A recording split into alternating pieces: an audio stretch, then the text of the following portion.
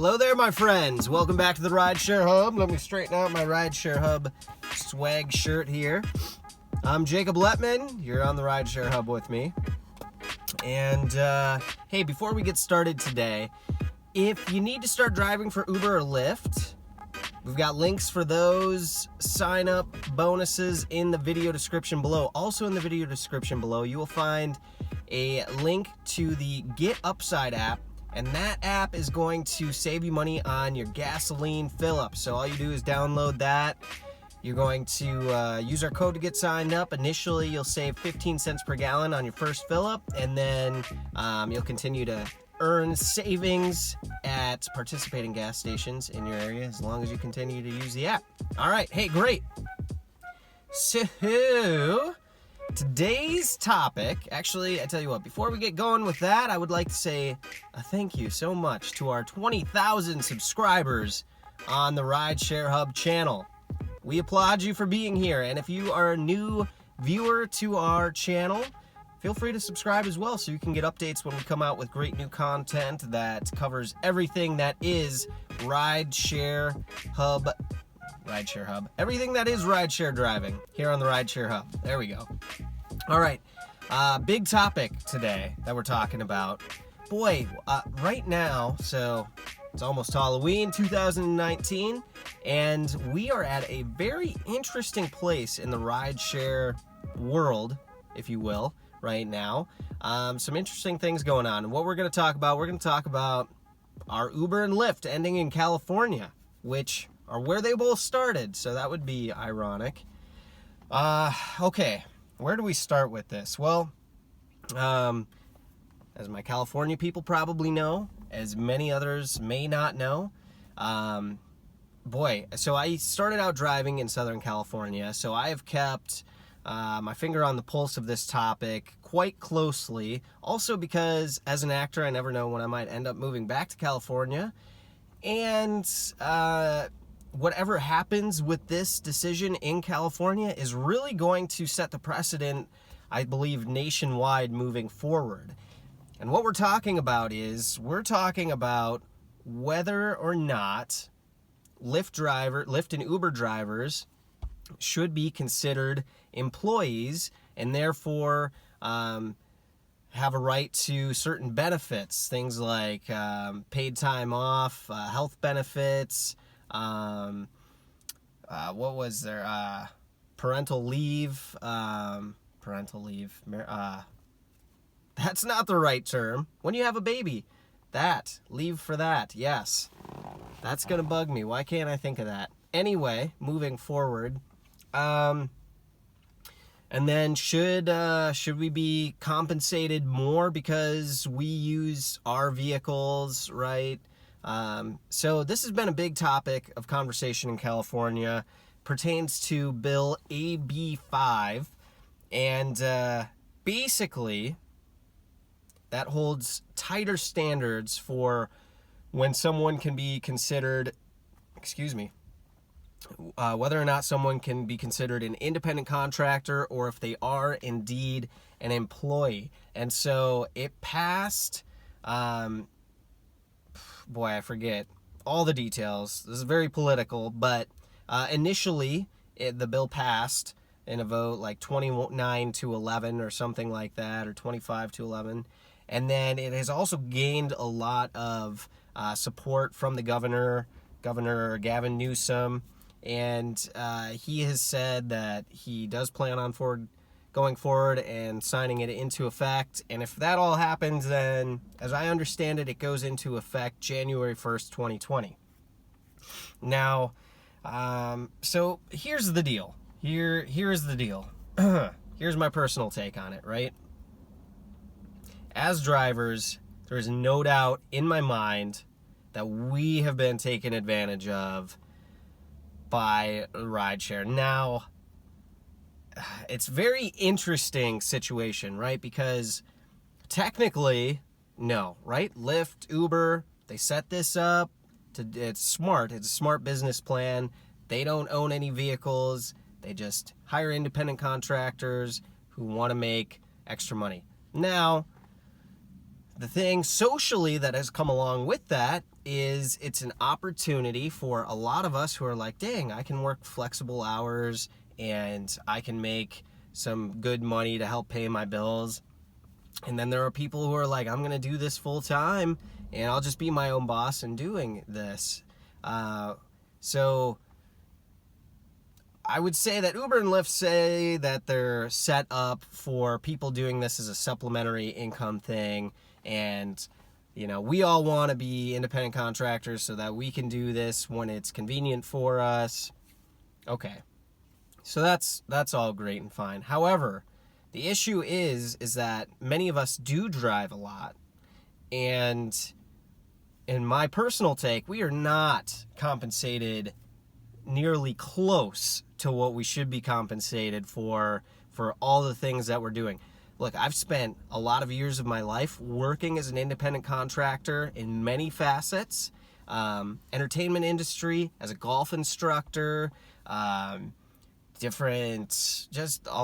me, a lot of different capacities. Now, here's what I will tell you about being an independent contractor is that typically you are compensated much higher to do those jobs because they already know they don't have to pay you for things like your vehicle and travel and time off or give you any health benefits, or they don't have to do any of that, which is the whole point of the give and take of being an independent contractor, is that then they pay you more money so that you can cover those expenses because you're self-employed.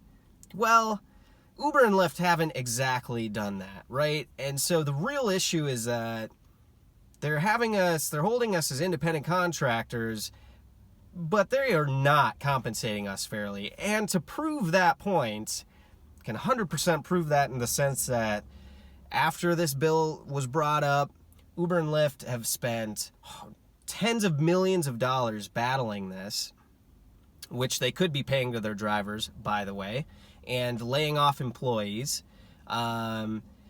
But they tried to compromise. They said, hey, look, we'll pay our drivers $21 an hour and we just forget about this bill, basically. And the government was like, nope, too late. Sorry, this has a lot of support. Now, here's where it gets really kind of like, well, is this the best thing for drivers? Me, I'm a driver, right? You guys are drivers. This channel is for you, so it's all about us, the drivers. And really what would be great, we just want to be compensated fairly. That's it, right?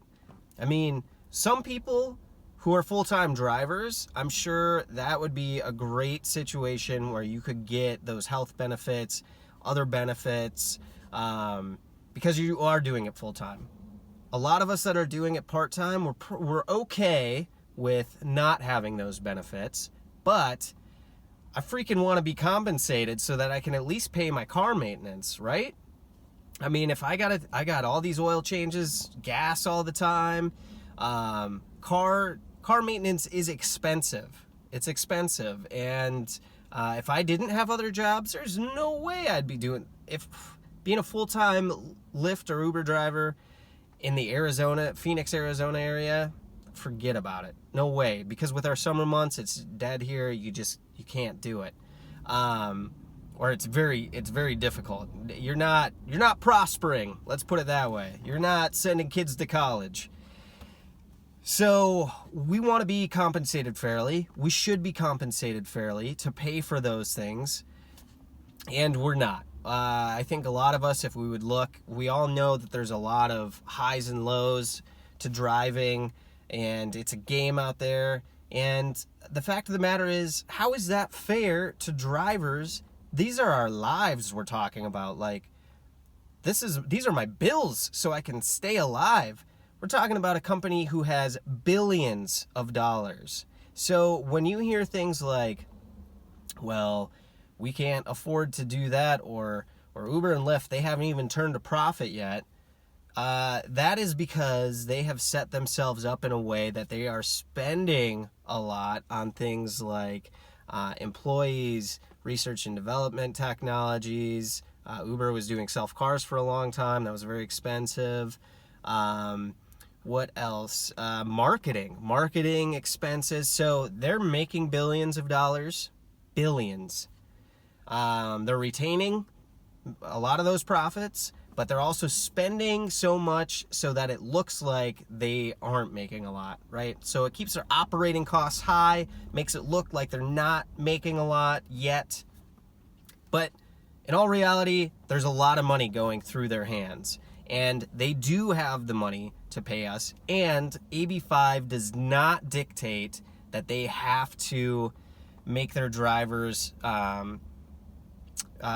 stick to a schedule, right? So we could still technically drive whenever we want to. This is just Uber and Lyft saying, well, if you do this to us, then we're gonna act out by requiring our drivers to work a minimum amount of hours, tell them where and when to drive. We can only have so many drivers. We can tell them whether or not they can drive for another platform.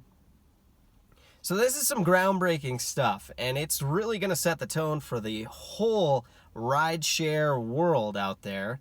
And actually, right now in New York, we're seeing, boy, I did a lot of research, and there's a lot of murky waters on this stuff. So New York, there's some stuff going on in court, but technically they are the first city with a mandated minimum wage for their rideshare drivers, which is supposed to be like $27 an hour before expenses, and it has to be at least $17 and I think 22 cents after expenses.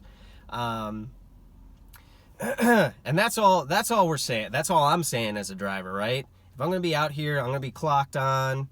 I want to be able to better rely on and better know what I'm going to be making so that I can better forecast my earnings and whether or not I'll be able to save, because you just can't. And the social part of it that Uber and Lyft really don't care about is that a lot of us rely on this as a big part of our income. And quite frankly, they do not care. They don't care. That's why they're spending tens of millions of dollars battling this, because they really don't care. So it's a catch-22. I don't know that AB5 and all the things that are I don't know how it's all going to play out. I do know we deserve to be compensated more fairly. Big topic. My California drivers, please jump down in the comment section below. Give us your thoughts and feedback. And if you haven't done so, I really encourage all my drivers out there to do some research into what's going on with this, because I'm telling you, this is not an isolated thing in California. This is going to continue to change the landscape of the rideshare world, because there's a lot of drivers that are out there on strike. A lot of us are unhappy because we're not being compensated fairly, and we can't afford to pay for our repairs and all the things I already covered. But that's the deal. That's where everything sits. AB5, California, pros, cons. Let me know your thoughts. This is Rideshare Hub. I'm Jacob Letman, and until the next time, guys, drive safe out there.